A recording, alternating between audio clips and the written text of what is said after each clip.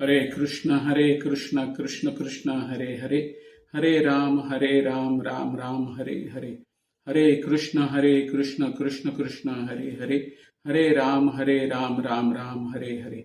ओम अज्ञानतिमिरान्धस्य ज्ञानाञ्जनशलाकया चक्षुरुन्मिलितं येन तस्मै श्री गुरवे नमः। श्री चैतन्य मनोभीष्टं स्थापितं येन भूतले स्वयं रूप कदा मह्यं ददाति स्वपदान्तिकम्। वन्देऽहं श्रीगुरो श्रीयुतापदकमलं श्रीगुरून् वैष्णवांश्च श्रीरूपं सागरजातं सहगण रघुनाथान्वितं तं सजीवं साद्वैतं सावधूतं परिजनसहितं कृष्ण चैतन्य देवं श्री राधा कृष्ण पादान् सहगण ललिता श्री विशाखान्वितांश्च। नमः ओम विष्णुपादाय कृष्ण पृष्ठाय भूतले श्रीमते भक्तिवेदांत स्वामी नीति नामिने। नमस्ते सारस्वते देवे गौरवाणी प्रचारिणे निर्विशेष शून्यवादी पाश्चात्य देश तारिणे। जय श्री कृष्ण चैतन्य प्रभु नित्यानंद श्री अद्वैत गदाधर श्रीवासादि गौर भक्त वृंद। हे कृष्ण करुणा सिंधु दीन बंधु जगतपते गोपेश गोपिका कांत राधा कांत नमोस्तुते। तप्त कांचन गौरांगी राधे वृंदावनेश्वरी वृषभानुसुते देवी प्रणमामि हरिप्रिये। जय श्री कृष्ण चैतन्य प्रभु नित्यानंद श्री अद्वैत गदाधर शिवासादि गौर भक्त वृंद। हरे कृष्ण कृष्ण कृष्ण हरे हरे, हरे राम राम राम हरे हरे। हरे कृष्ण हरे कृष्ण। भक्तिशास्त्रीच्या या धड्यामध्ये आपल्या सगळ्यांचं स्वागत आहे। आज आपण पाहणार आहोत लेसन क्रमांक 52 म्हणजेच भगवद्गीता अध्याय 13 आणि श्लोक संख्या 13 ते 19 याबद्दल आज आपण चर्चा करणार आहोत। तर अध्याय 13 म्हणजे आहे क्षेत्र क्षेत्रज्ञ विभाग योग, म्हणजेच प्रकृती पुरुष आणि चेतना याबद्दलचं ज्ञान। हा जो टॉपिक आहे आजचा तो आहे श्लोक संख्या 13 ते 19 यामध्ये ज्ञेयम म्हणजे कोणाबद्दल ज्ञान घ्यायचं आहे याबद्दल आपण चर्चा करणार आहोत। धड्याला सुरुवात करायच्या अगोदर क्लोजबुक एक्झाम तयारी प्रश्न, उपमा आणि पाठांतराचे श्लोक या तीनही गोष्टी या धड्यामध्ये नाहीये। तर आपण श्लोकाला सुरुवात करूया। ज्ञेयं यत्तत् प्रवक्ष्यामि यज्ञात्वामृतमश्नुते अनादिमत्परमं ब्रह्म न सत्तनासदुच्यते। ज्ञेय म्हणजे काय याचे मी तुला आता वर्णन करून सांगतो, जे जाणल्याने तू अमृताचे आस्वादन करू शकशील। अनादी आणि माझ्या अधीन असणारे ब्रह्म हे भौतिक जगताच्या कार्यकारणांच्या पलीकडे आहे असं भगवंत सांगतात। आता या ठिकाणी काही महत्वाचे मुद्दे आपण चर्चा करणार आहोत। सर्वप्रथम आत्मा म्हणजे क्षेत्रज्ञाला जाणण्याच्या मार्गाचं विवरण।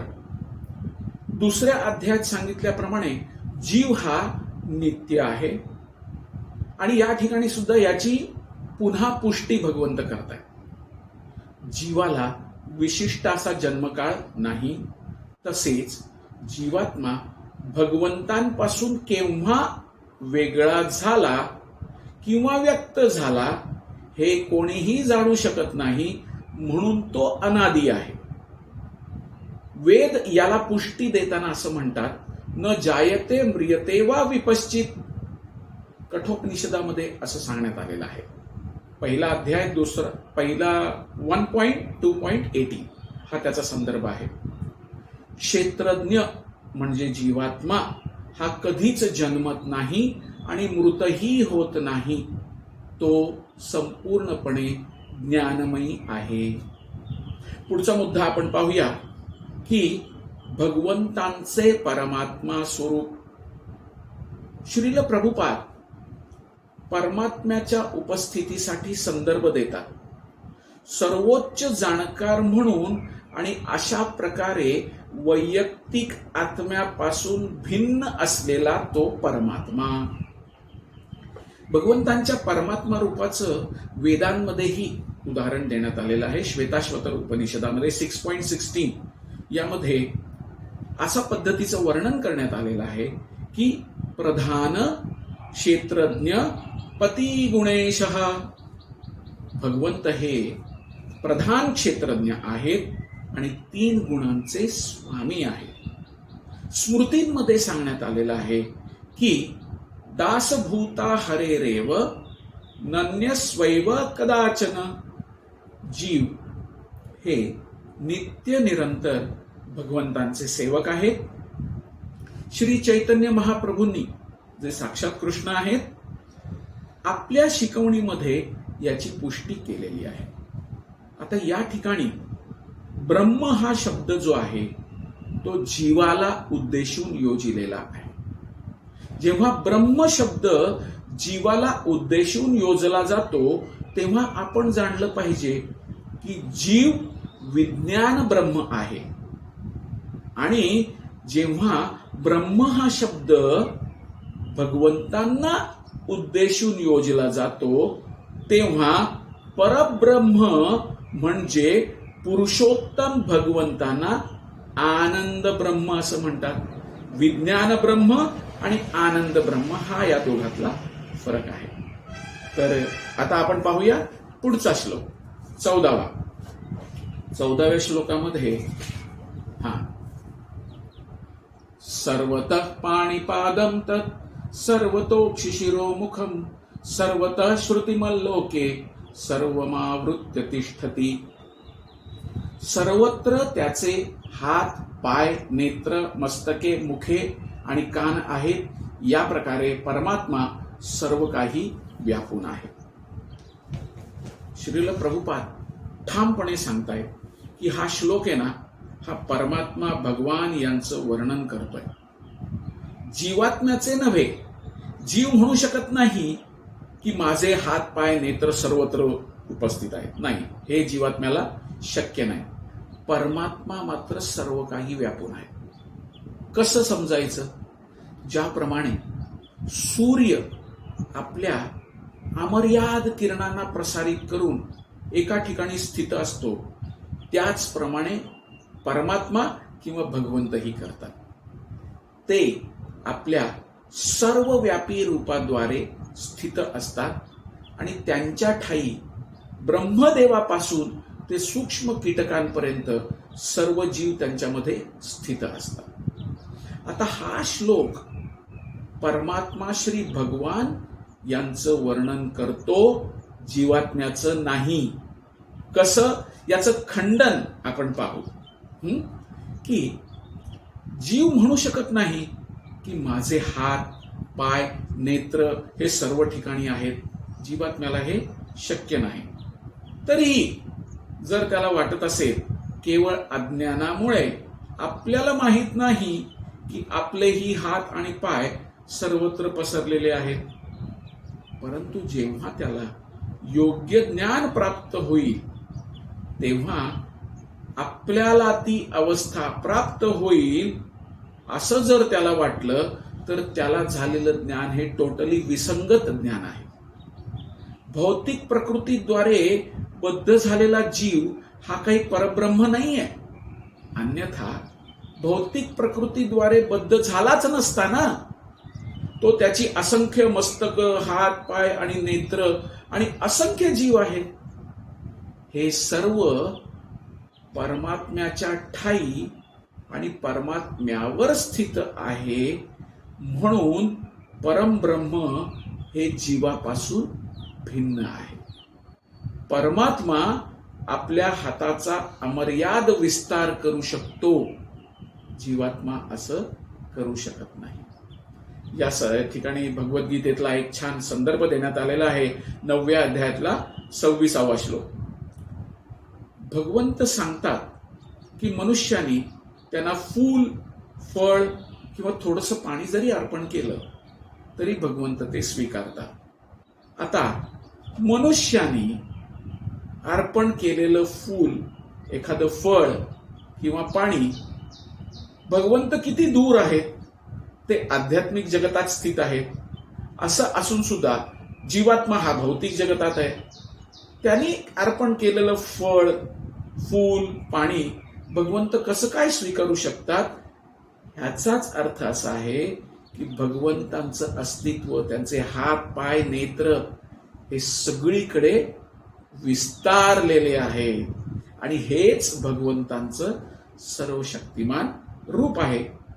जरी ते आपल्या पृथ्वीपासून अत्यंत दूर त्यांच्या धामात निवास करतायत, तरीही मनुष्यांनी अर्पण केलेल्या वस्तूचा स्वीकार करण्याकरता ते आपले हातपाय कुठेही पसरवू शकतात. हीच त्यांची शक्ती आहे. ब्रह्मसंहितेत सुद्धा सांगण्यात आलेलं आहे की 5.37 गोलोक एव निवसत्य अखिलात्म भूत. जरी भगवंत आपल्या दिव्य धामामध्ये लीला करण्यात मग्न असले तरीही ते सर्वव्यापी आहेत. ते भौतिक जगतात सुद्धा उपस्थित आहेत. जीवात्मा असं म्हणू शकत नाही की एकाच वेळेस मी माझ्या घरी सुद्धा उपस्थित आहे, माझ्या ऑफिसमध्ये सुद्धा उपस्थित आहे आणि माझ्या गावाला सुद्धा उपस्थित आहे आणि मी परदेशात सुद्धा उपस्थित आहे. जीवात्म्याला हे कदापिही शक्य नाही. तर हा भ्रम आपण दूर करायचा. पाहूया पुढचा श्लोक 15वा. सर्वेंद्रिय गुणाभासम सर्वेंद्रिय विवर्जितम असक्तम सर्वभृच्चैव निर्गुणम गुणप्रोक्तुच. परमात्मा हा सर्व इंद्रियांचं मूळ उगमस्थान आहे, पण तरीही तो इंद्रिय रहित आहे. तो सर्व जीवांचा पालन करता असला तरीही तो अनासक्त आहे, प्राकृतिक गुणांच्या पलीकडे आहे आणि त्याचबरोबर सर्व प्राकृतिक गुणांचा तो स्वामीही आहे.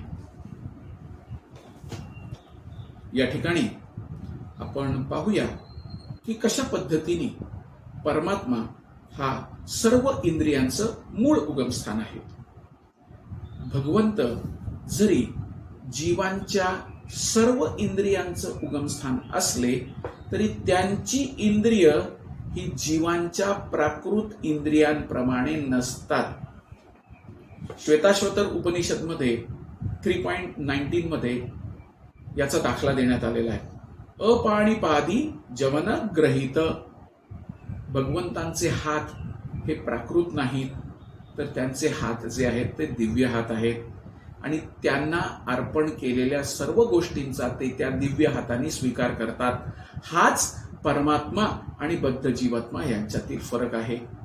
भगवंत जरी आपल्या सर्व इंद्रियजन्य कर्माचं मूळ उद्गम जरी असले तरी त्यांची इंद्रिय ही अविकारी आणि दिव्य आहेत. याचं सुंदर वर्णन भगवंतांना प्राकृत नेत्र नाही, परंतु त्यांचे जे नेत्र आहेत ते दिव्य आहेत आणि त्यांना नेत्र आहेत. नसते तर ते कसे पाहू शकले असते? तर भगवंतांचे नेत्र दिव्य कसे आहेत हे आपण समजू शकतो. प्रभुपादांनी सांगितलंय, भगवंत भूतकाळ, वर्तमान काळ आणि भविष्यकाळ या तीनही गोष्टी एकाच वेळेस पाहू शकतात. सर्व जीवात्म्यांचा भूत, वर्तमान, भविष्य पाहू शकतात. जीवात्मा फक्त त्याचा आत्ता असलेला वर्तमान काळच पाहू शकतो, नाहीतर तो काहीही पाहू शकत नाही. भगवंतांना आपल्यासारखे पाय नाहीत, पण असं असून सुद्धा ते अंतरिक्षात कुठेही भ्रमण करू शकतात, कारण त्यांचे पाय हे दिव्य अलौकिक आहे. भगवंत हे निराकार नाही. त्यांना स्वतःचे नेत्र, पाय, हात आणि सर्व काही अवयव आहेत आणि आपण भगवंतांचे अंश असल्या कारणाने ज्या गोष्टी भगवंतात उपस्थित आहेत त्याच गोष्टी आपल्यामध्ये सुद्धा उपस्थित आहेत. हात, पाय, नाक, डोळे, त्वचा. परंतु त्यांचे हात, पाय, नेत्र, इंद्रिय ही भौतिक प्रकृतीमुळे विकारित होत नाही. भगवद्गीतेत असंही सांगण्यात आलंय की जेव्हा भगवंत अवतीर्ण होतात तेव्हा ते आपल्या योगमायेद्वारे स्वतःच्या मूळ स्वरूपात प्रकट होतात. भगवंत कधीही मायाशक्तीने प्रदूषित होत नाहीत, कारण ते मायेचे अधिपती आहेत. भक्तीचे स्वामी आहेत. वेदांवरून आपल्याला आढळून येतं की त्यांचा संपूर्ण विग्रह जो आहे हा आध्यात्मिक आहे. भगवंत हे सच्चिदानंदमय आहेत, सर्व ऐश्वर्याने परिपूर्ण आहेत, सर्व ऐश्वर्य सर्व बल यांचे ते स्वामी आहेत. ते सर्वाधिक बुद्धिमान आणि सर्वाधिक ज्ञानमयी आहेत. ते सर्व जीवांचे पालन करता आणि सर्वांच्या सर्व कर्मांचे साक्षी आहेत. आपण त्यांना का पाहू शकत नाही? कारण आपल्याला प्राप्त असलेली इंद्रिय ही भौतिक आहे. भगवंतांचं स्वरूप सदैव दिव्य असतं. आपण त्यांचे मस्तक, मुख किंवा पाय इत्यादी पाहू शकत नाही, कारण ते भौतिक इंद्रियांच्या अतीत आहेत. जीवात्म्याची इंद्रिय बद्ध जीवनामध्ये भौतिक तत्वांनी आच्छादलेली असतात.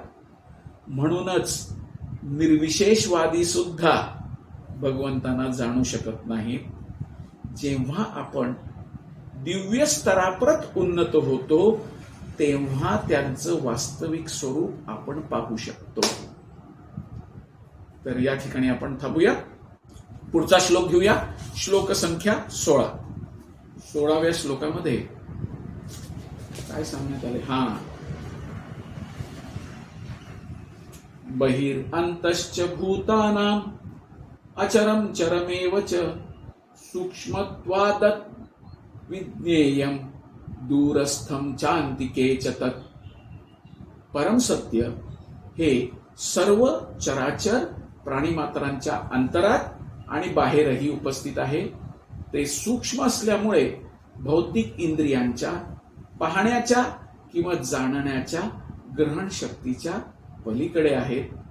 ते जरी अत्यंत दूर असले तरीही ते सर्वांच्या जवळही आहे. तर या ठिकाणी पाहूया आपण तात्पर्यामध्ये श्रील प्रभुपाद आपल्याला काय संदेश देत आहेत. तर ह्याच्यात महत्वाचा मुद्दा असा सांगण्यात आला आहे की परमसत्य हे सर्व चराचर प्राणीमात्रांच्या अंतरात आणि बाहेर दोन्ही ठिकाणी उपस्थित आहे. वेदांद्वारे आपल्याला कळून येतं की भगवान नारायण प्रत्येक जीवाच्या अंतरात आणि बाहेरही उपस्थित आहेत. आध्यात्मिक तसेच भौतिक जगतातही ते उपस्थित आहेत. ते जरी अत्यंत दूर असले तरी सर्वांच्या अत्यंत जवळ सुद्धा आहे. कारण ते सूक्ष्म आहे. त्यांच्यामुळे आपण ही गोष्ट समजून घेतली पाहिजे. पाहण्याच्या किंवा जाणून घेण्याच्या भौतिक इंद्रियांच्या सामर्थ्यापलीकडे ते आहेत. त्यांना जाणण्यासाठी आपलं प्राकृत मन आणि इंद्रिय ही अपूर्ण आहेत, अपुरी आहेत. आणि या अपूर्ण आणि अपुऱ्या इंद्रियांमुळे आपण त्यांना जाणू शकत नाही. परंतु कृष्ण भावनामय भक्तीचं आचरण करून ज्यांनी आपलं मन आणि इंद्रिय ही शुद्ध केलेली आहे तो व्यक्ती भगवंतांना सतत पाहू शकतो. भगवद्गीतेत सुद्धा सांगितलंय की 11व्या अध्यायातल्या 50व्या श्लोकामध्ये भक्त्या तू अनन्यया शक्यः. केवळ भक्ती योगाद्वारेच भगवंतांना पाहणं किंवा जाणणं शक्य आहे. याचा दाखला ब्रह्मसंहितेत सुद्धा देण्यात आलेला आहे. प्रेमांजनच्छुरित भक्ती विलोचनेन. केवळ भक्ती योगाद्वारेच त्यांना जाणता येतं. आणि ज्या भक्तांनी भगवत प्रेम प्राप्त केलेलं आहे तो भगवंतांना नित्य निरंतर पाहू शकतो. कठोपनिषद मध्ये सुद्धा याचा दाखला देण्यात आलेला आहे. आसीनो दूरम व्रजती शयानो याती सर्वतः. म्हणजेच आणि ते सदैव दिव्यानंदामध्ये रत असल्यामुळे आपल्या संपूर्ण ऐश्वर्याचा कसा उपभोग घेत आहेत हे आपण जाणू शकत नाही. आपण त्यांना या प्राकृत म्हणजे भौतिक इंद्रियाद्वारे जाणू किंवा पाहू शकत नाही. तर ही गोष्ट आपण जाणली पाहिजे या 16व्या श्लोकात. आता आपण पाहूया 17वा श्लोक. 17व्या श्लोकात अविभक्तं च भूतेषु विभक्तमिव च स्थितं भूतभर्तृ च तज्ज्ञेयं ग्रसिष्णु प्रभविष्णु च. परमात्मा हा सर्व जीवांमध्ये विभक्त झाल्याप्रमाणे वाटला तरीही तो कधीच विभक्त झालेला नसतो. तो एकमेव आहे. तो जरी सर्व जीवांचा पालन करता असला तरी तोच सर्वांचा संहार करताही असल्याचं जाणलं पाहिजे.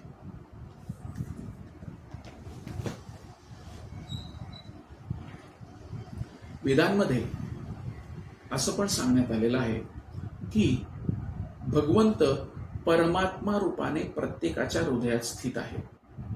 याचा अर्थ ते विभक्त झालेले आहेत, म्हणजे थोडा ह्याच्यात थोडा त्याच्यात थोडा त्याच्यात असं नाही. कारण ते एकमेवाद्वितीय आहे. याबद्दल प्रभुपाद एक फर्स्ट क्लास छान उपमा उदाहरण आपल्याला या तात्पर्यामध्ये देतात. सूर्याचं उदाहरण देतात की जेव्हा दुपार झालेली असते तेव्हा सूर्य असा डोक्यावर आलेला असतो आणि त्यावेळेस जर कोणीही व्यक्ती चारही दिशेला हजारो मैल दूरपर्यंत जाऊन विचारलं की काय हो सूर्य कुठे आहे, तरी प्रत्येक जण त्याला काय सांगेल, हा काय सूर्य तुझ्या डोक्यावर उपस्थित आहे, तुझ्या डोक्यावर तळपतोय तो. या उदाहरणावरनं आपण समजू शकतो की भगवंत जरी अविभक्त असले तरीही ते जणू काही विभाजित झाले असल्यासारखे प्रतीत होतात. प्रत्येक व्यक्ती जेव्हा वर बघेल तेव्हा त्याला वाटेल, अरे सूर्य माझ्या डोक्यावर तळपतोय, सूर्य माझ्या डोक्यावर तळपतोय. प्रत्येक व्यक्ती हे पाहू शकेल. त्यामुळे प्रत्येकाची अशी धारणा होऊ शकते की सूर्य विभाजित झालाय की काय. नाही, तोच सूर्य अनेक लोकांना अनेक ठिकाणी दिसणार आहे. त्याचप्रमाणे श्री विष्णू हे आपल्या सर्व शक्तिमत्वामुळे सर्वत्र उपस्थित आहेतच. भगवंत हेच सर्व जीवात्म्यांचं मूळ उगमस्थान आणि आश्रयस्थान असल्याच्या वस्तुस्थितीचं वेद अनुमोदन करतात. भगवंत जरी सर्व जीवांचे पालन करता असले तरीही प्रलय काळी मात्र ते सर्वांचा संहार करतात. 11व्या अध्यायामध्ये याला पुष्टी देण्यात आली आहे. त्या ठिकाणी भगवंत म्हणतात स्पष्टपणे की कुरुक्षेत्रावर जमलेल्या सर्व योद्ध्यांचा संहार करण्याकरता मी आलेलो आहे. त्यांनी असंही म्हटलंय की काळ बनून किंवा काळाच्या रूपात मी सर्वांचा विनाश करतच असतो. भगवंत हेच त्यांच्या मूळ स्थितीतून विकास करतात आणि प्रलय काळात तेच सर्वांचा संहारही करतात. आता आपण पाहूया श्लोक संख्या 18. 18व्या श्लोकामध्ये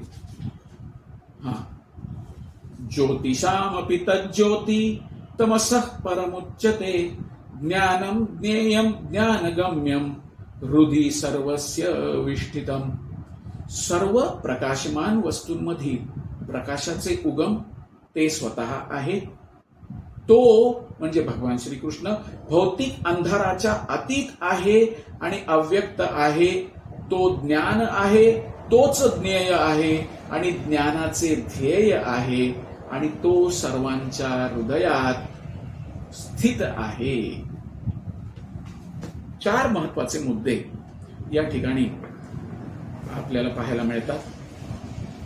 सर्व प्रकाशमान वस्तूंमधील प्रकाशाचा उगम ते आहे. भौतिक अंधकाराच्या अतीत आहेत आणि अव्यक्त आहे. तेच ज्ञान आहे, तेच ज्ञेय आहे आणि ज्ञानाचं ध्येयही तेच आहेत आणि तेच सर्वांच्या हृदयात स्थित आहे.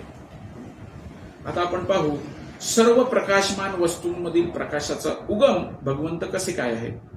परमात्मा पुरुषोत्तम भगवान हे सूर्य, चंद्र आणि नक्षत्र इत्यादी प्रकाशमान वस्तूंमधील सर्व प्रकाशाचं उद्गम आहे. त्यांच्यापासून प्रकाश येतो. वेदांमध्ये आपल्याला आढळून येतं की आध्यात्मिक जगतामध्ये चंद्र किंवा सूर्यांची आवश्यकता नाही. न तद भासयते सूर्यो न शशांको न पावकः. कारण त्या ठिकाणी सर्व ठिकाणी भगवंतांच्या शरीरातून निघणारं तेज वितरित झालेलं असतं, म्हणून तिथे भौतिक सूर्य आणि चंद्राची आवश्यकता नाही. भौतिक जगतामध्ये ब्रह्मज्योती अर्थात भगवंतांचं तेज हे महत्त्वाने आवृत्त झालेलं असतं, म्हणून प्रकाशासाठी या जगामध्ये आपल्याला सूर्य, चंद्र, नक्षत्र, दिवा, मेणबत्त्या, टॉर्च या सगळ्या गोष्टींची आवश्यकता लागते. कारण भौतिक जगत हे पूर्णपणे अंधकारमय आहे. यावरून स्पष्ट होतं की भगवंत हे या प्राकृत जगतात स्थित नाही, तर ते आध्यात्मिक जगतात सर्वोच्च लोकात निवास करतात आणि हे आध्यात्मिक विश्व अत्यंत दूर आहे. यासाठी उदाहरण द्यायचं झालं तर श्वेताश्वतर उपनिषदामधील 3.8 आदित्यवर्णम तमसः परस्तात्, ते सूर्याप्रमाणे नित्य ज्योतिर्मय आहेत आणि भौतिक अंधकाराच्या अतीत आहेत. आता पुढचा मुद्दा, त्यांचं ज्ञान दिव्य आहे. वेद सांगतात की ब्रह्म म्हणजे केंद्रित दिव्य ज्ञान आहे.